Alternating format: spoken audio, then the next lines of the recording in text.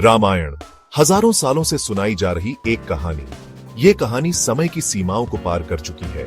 ये कहानी हर देश और भाषा की सीमाओं से परे है। ये एक ऐसा महाकाव्य है जो सभी संस्कृतियों को जोड़ता है।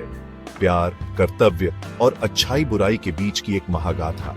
इसमें जीवन के हर पहलू को दर्शाया गया है। पीढ़ी दर पीढ़ी चली आ रही रामायण सिर्फ एक कहानी नहीं है। ये एक परंपरा है जो हमें हमारे मूल्यों से जोड़ती है।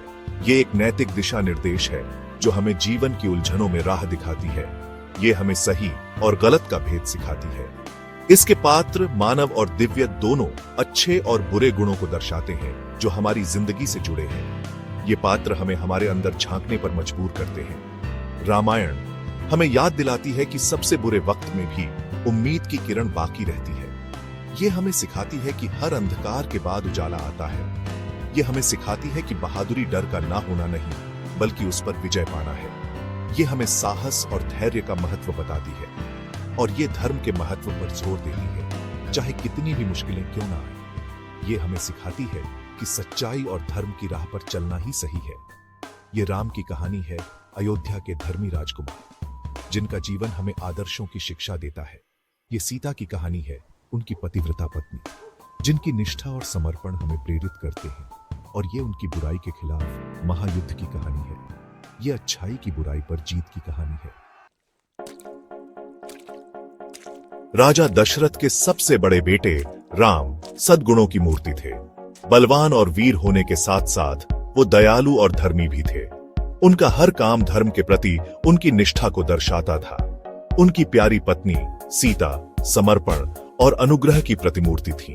उनकी सुंदरता की तुलना सिर्फ उनके आंतरिक बल और अपने पति के प्रति अटूट निष्ठा से की जा सकती थी। उनकी प्रेम कहानी कोमलता और आपसी सम्मान से भरी रामायण का दिल है। उन्होंने हर चुनौती का सामना साथ मिलकर किया। उनका बंधन अटूट था। राम और सीता का प्यार सांसारिक दायरे से परे था। ये प्रतिबद्धता की ताकत का प्रमाण था, आपसी सम्मान और अटूट भक्ति से बना एक बंधन। समुद्र के पार लंका द्वीप पर 10 सिर वाले राक्षस राजा रावण का राज था। एक दुर्जय योद्धा और अपार ज्ञान का विद्वान, रावण अहंकार और वासना में भी डूबा हुआ था। सत्ता के लिए उसकी अतृप्त इच्छा और सीता के प्रति उसके मोह ने उसे एक गंभीर पाप करने के लिए प्रेरित किया। राम की प्यारी पत्नी का अपहरण। रावण का कृत्य ब्रह्मांड व्यवस्था का उल्लंघन था, धर्म के विरुद्ध एक अपराध जिसके लिए दंड आवश्यक था। उसका राज्य लंका अंधकार और उत्पीड़न का प्रतीक बन गया। एक भयंकर युद्ध का मंच तैयार हो गया था। एक ऐसा युद्ध जो न केवल व्यक्तियों के भाग्य का बल्कि ब्रह्मांड में अच्छाई और बुराई के संतुलन का फैसला करेगा। राम की सौतेली मां ने अपनी महत्वाकांक्षाओं से प्रेरित होकर राम को अयोध्या से निकालने की योजना बनाई। अपने पिता के वचन से बंधे राम ने 14 साल के वनवास को स्वीकार किया। सीता अपनी भक्ति में अटल अपने पति के साथ जाने का फैसला किया। राम के वफादार भाई लक्ष्मण उनके साथ हो लिए और अपनी जान देकर उनकी रक्षा करने की कसम खाई। जंगल उनका नया घर बन गया, चुनौतियों और आध्यात्मिक विकास दोनों का स्थान। उनका सामना रहस्यमय प्राणियों से हुआ, खतरनाक राक्षसों का सामना किया और सादगी और तपस्या का जीवन जिया। इन सब के बावजूद राम अपनी धार्मिकता में दृढ़ रहे। उनकी आत्मा अटूट रही। सीता का प्यार और लक्ष्मण की अटूट निष्ठा उनके वनवास के दौरान उनकी ताकत का स्तंभ बनी रही। सीता की चाहत में डूबे रावण ने उसका अपहरण करने के लिए एक चालाक योजना बनाई। उसने अपने सबसे विश्वसनीय मंत्रियों के साथ मिलकर इस योजना को अंजाम देने का निर्णय लिया। वह एक साधु के वेश में उसके सामने प्रकट हुआ। उसका असली रूप छुपा हुआ था। उसकी चालाकी और धूर्तता ने सीता को भ्रमित कर दिया। उसके भेष से मोहित होकर सीता लक्ष्मण द्वारा उनके घर के चारों ओर खींचे गए सुरक्षा घेरे से बाहर निकल गई। उसने सोचा कि वह एक साधारण साधु की मदद कर रही है। पलक झपकते ही रावण ने अपना असली रूप प्रकट किया और सीता का अपहरण कर लिया। उसे अपने राज्य लंका ले गया। सीता की चीखें जंगल में गूंज उठी, लेकिन कोई मदद के लिए नहीं आया। सीता के अपहरण से राम तबाह हो गए। उनका दिल टूट गया और वह गहरे शोक में डूब गए। उनका दिल अपनी प्रेमिका के लिए तड़प उठा और उन्होंने रावण के चंगुल से उसे छुड़ाने के लिए धरती आसमान एक कर देने की कसम खाई। राम ने अपने मित्रों और सहयोगियों को एकत्रित किया।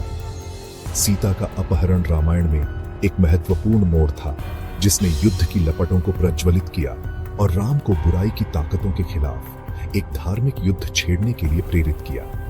यह युद्ध धर्म और अधर्म के बीच की लड़ाई का प्रतीक बन गया। दुख से व्याकुल और धार्मिक क्रोध से प्रेरित राम ने बंदरों और भालुओं की एक सेना को अपने पक्ष में कर लिया। यह सेना, जो विविधता में एकता का प्रतीक थी, राम के नेतृत्व में एकजुट हो गई। वीर बंदर भगवान हनुमान उनके समर्पित सहयोगी बन गए। हनुमान की शक्ति और भक्ति ने राम की सेना को और भी मजबूत बना दिया। युद्ध कई दिनों तक चला। हर दिन दोनों पक्षों ने अपनी पूरी ताकत और साहस का प्रदर्शन किया। दिव्य हथियारों की ऊर्जा और राक्षसी प्राणियों की गर्जना से हवा में बिजली कड़क रही थी। यह एक ऐसा दृश्य था जो किसी भी योद्धा के दिल में डर पैदा कर सकता था। राम की सेना अटूट साहस से लड़ी। उनके नेता के प्रति उनकी निष्ठा पूर्ण थी।